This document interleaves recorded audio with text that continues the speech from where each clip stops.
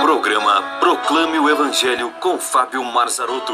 Conhecendo o Evangelho através do estudo da Bíblia. Um programa da Igreja Cristã Bíblica.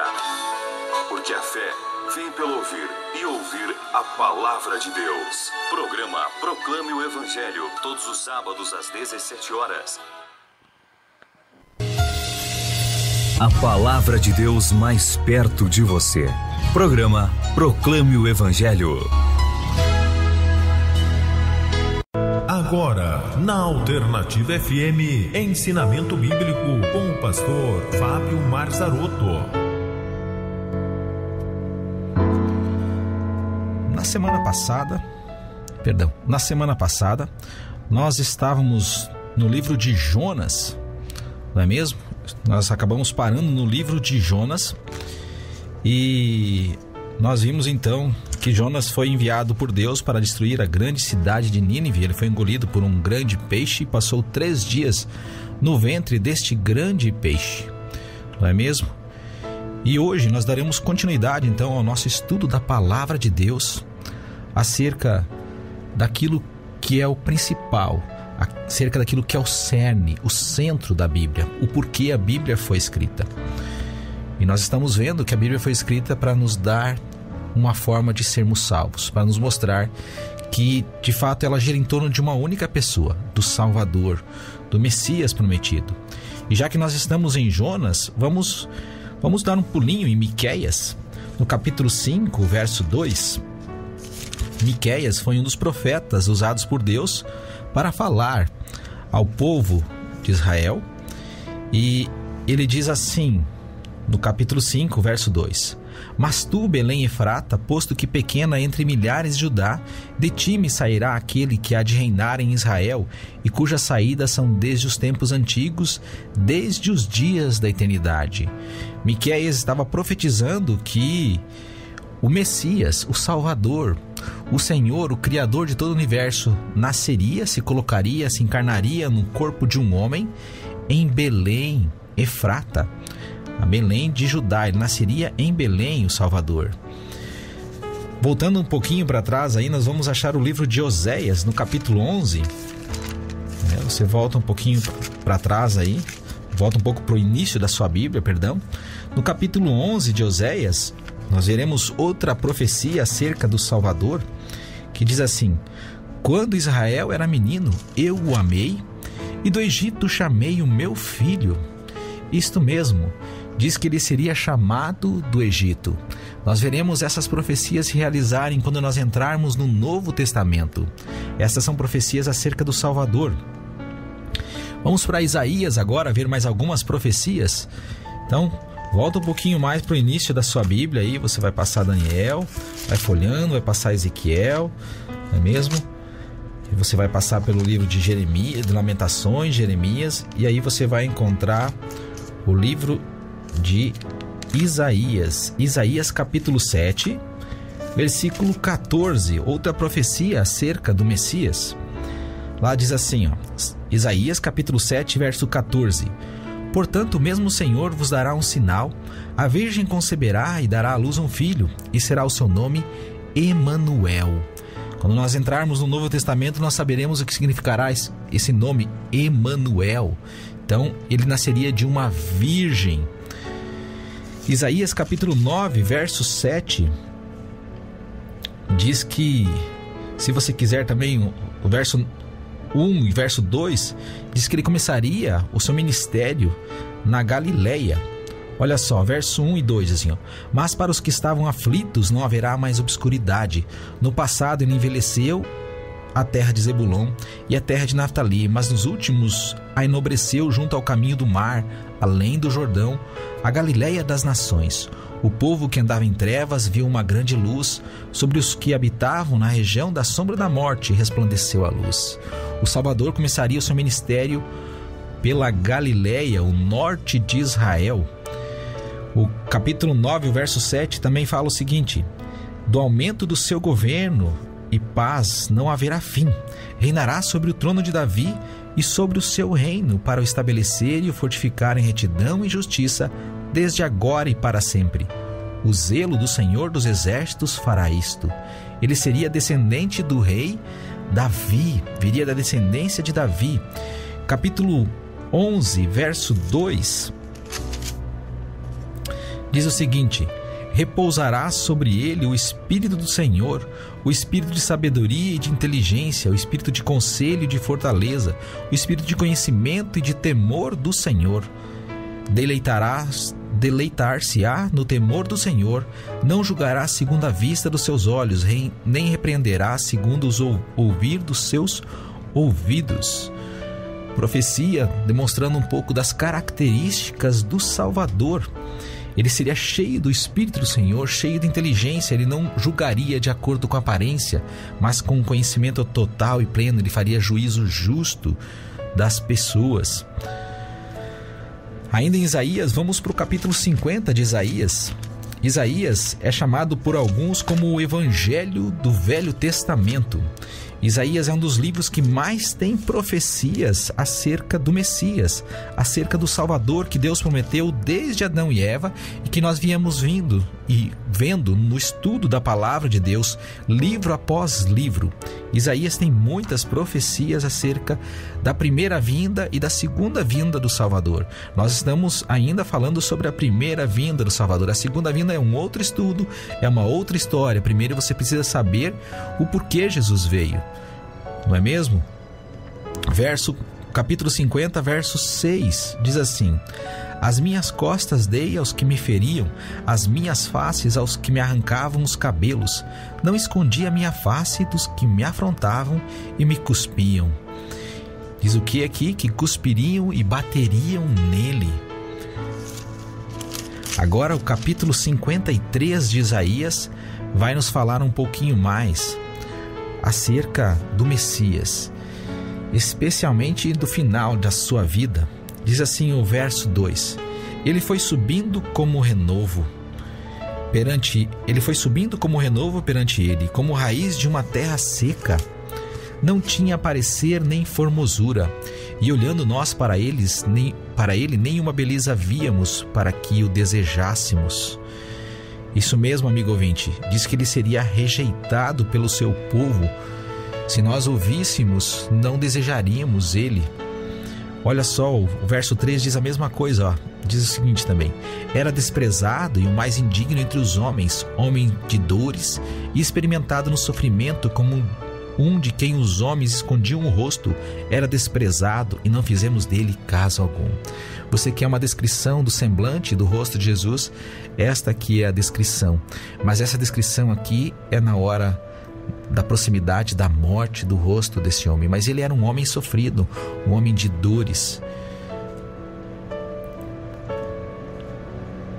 Ele seria rejeitado pelo povo.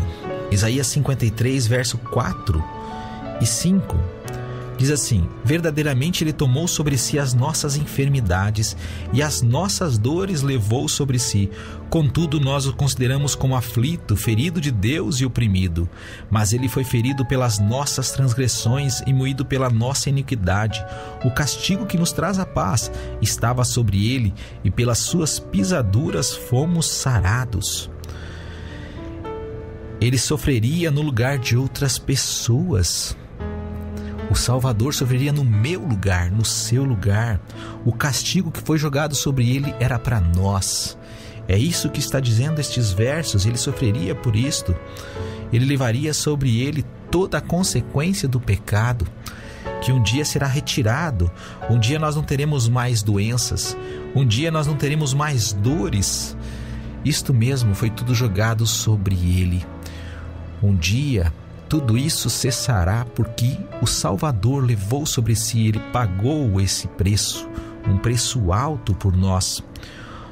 Verso 6: todos nós andávamos desgarrados como ovelhas, cada um se desviava pelo seu caminho, e o Senhor fez cair sobre ele a iniquidade de nós todos.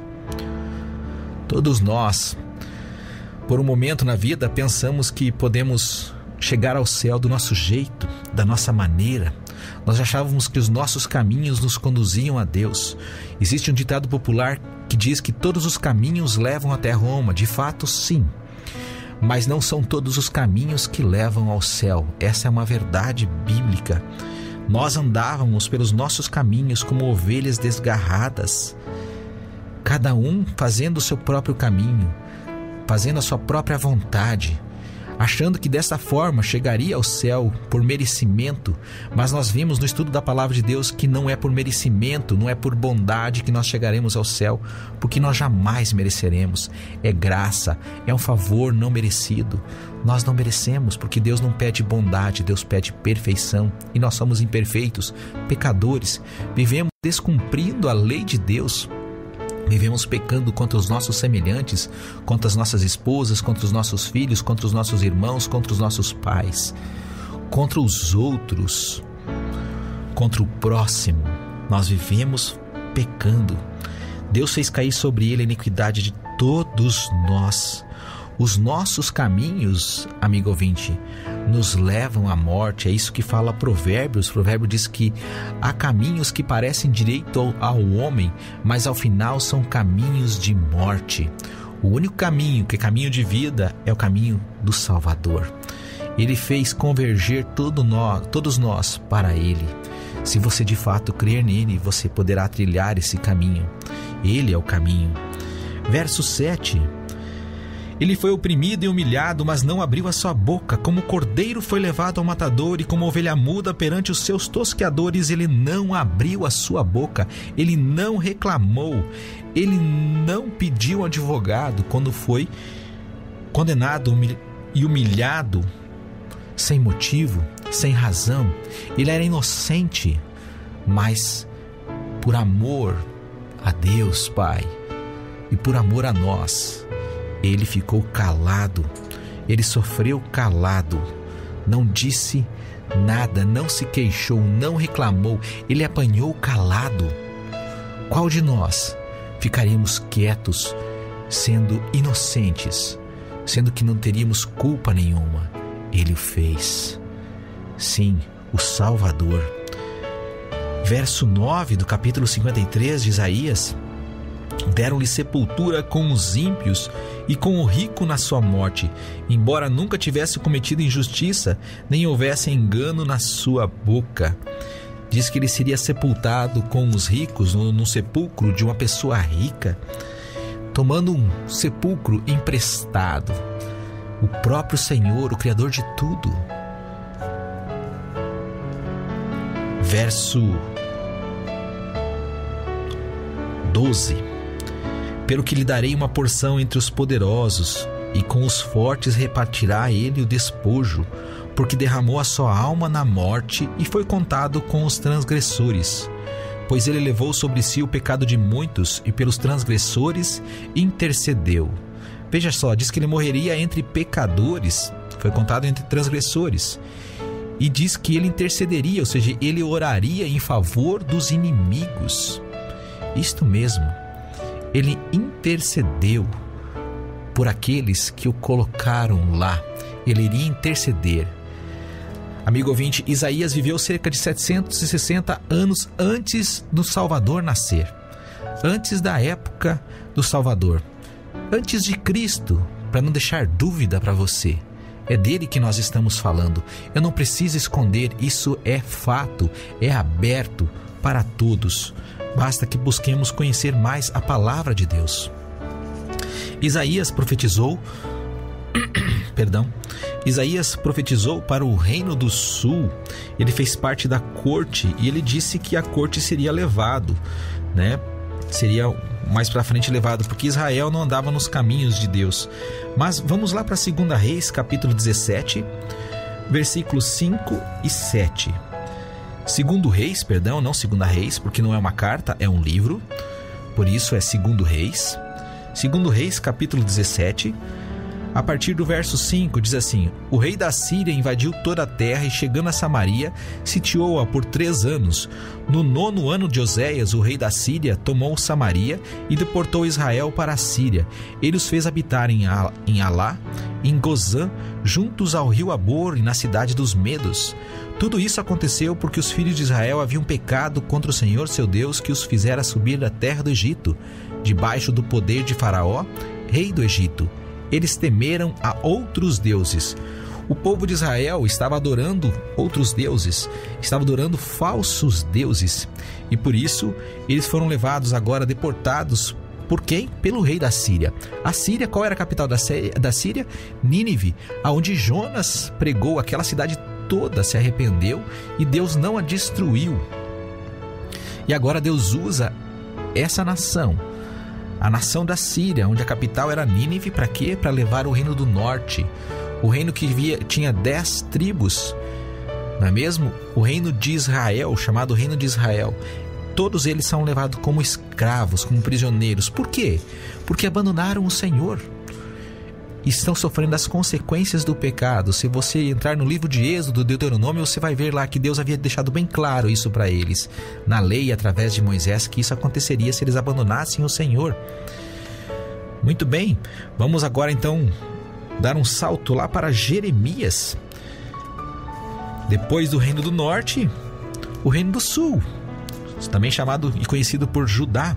Capítulo 20 de Jeremias, Jeremias profetizou no final do reino do sul, ali antes de eles serem levados cativos. Ele já dizia, no capítulo 20, ele diz assim, também entregarei toda a riqueza desta cidade, todo o fruto do seu trabalho e todas as suas coisas preciosas, todos os tesouros dos reis de Judá, entregarei nas mãos dos seus inimigos, saqueá-los-ão, tomá-los-ão e levá-los-ão à Babilônia.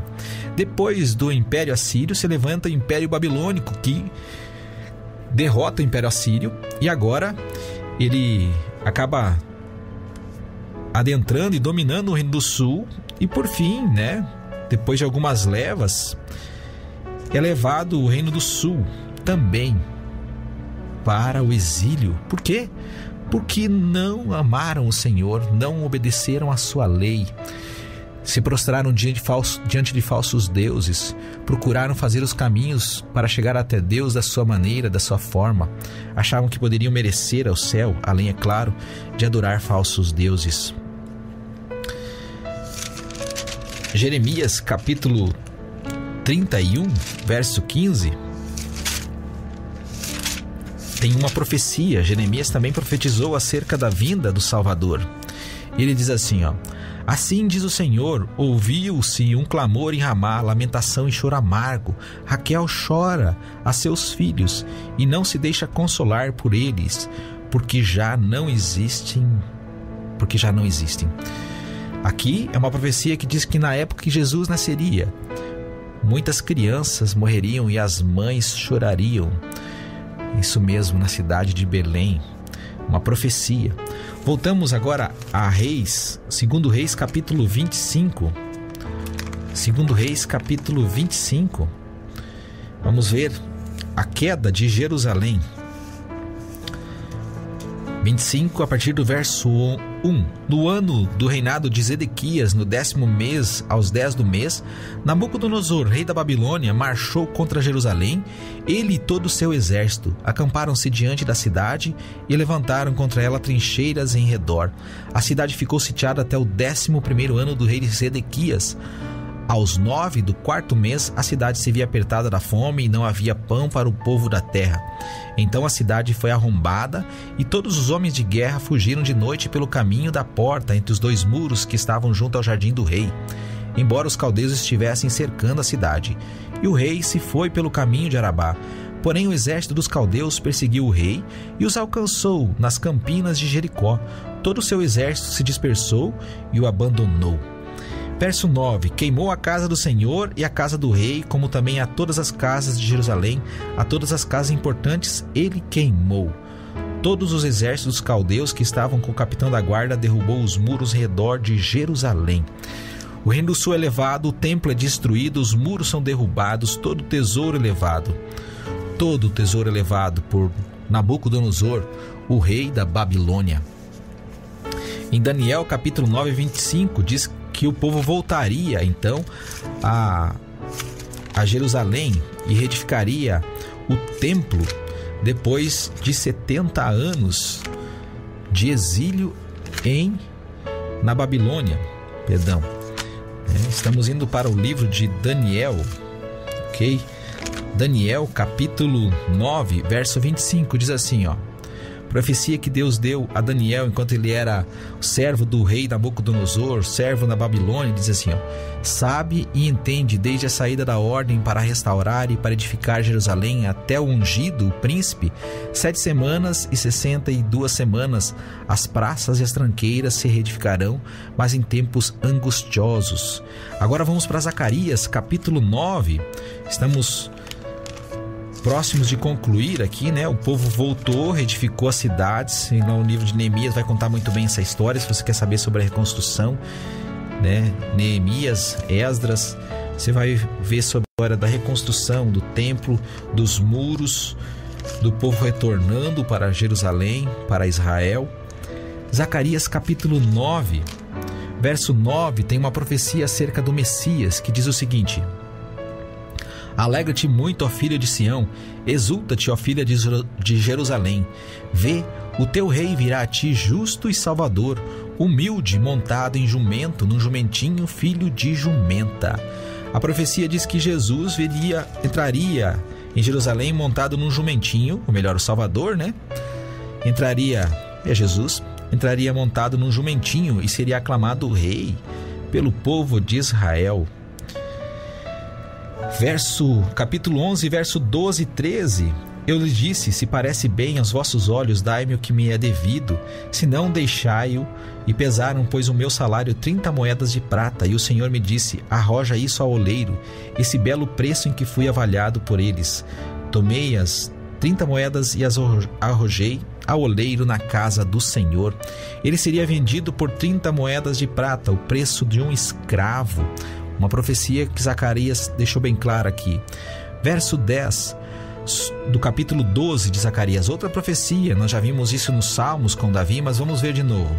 Sobre a casa de Davi e sobre os habitantes de Jerusalém derramarei o espírito de graça e de súplicas, e olharão para mim a quem trespassaram, e o prantearão como quem pranteia por seu filho único, e chorarão amargamente por ele, como se chora pelo primogênito. Diz que ele teria as mãos e os pés traspassados. Ok? Então nós concluímos aqui o estudo do Velho Testamento, nós pegamos a linha principal. Depois do último profeta do Velho Testamento, Malaquias, por 400 anos, Deus não falou mais com a nação de Israel. Havia uma certa questão, depois do Império Babilônico, veio o Medo-Persa, depois os gregos e depois os romanos, e eles continuavam pagando impostos e vivendo, de certa forma, como escravos dos romanos. Haviam alguns partidos políticos religiosos naquela época, como os saduceus, os fariseus e também os escribas, que eram responsáveis pela cópia da palavra de Deus, da Bíblia, e que também dominavam sobre o povo, porque, de certa maneira, o Império Romano permitia que eles o fizessem, até mesmo através da religião judaica. E isso aqui, meu amigo, é que nós vamos ver na semana que vem. Nós vamos ver o nascimento do Salvador. Nós veremos então quando o Salvador irá nascer. São 400 anos de silêncio e o povo aguardando sobre o domínio do Império Romano, pagando altos impostos. E na semana que vem nós daremos continuidade então ao estudo da Palavra de Deus. A Palavra de Deus mais perto de você. Programa Proclame o Evangelho.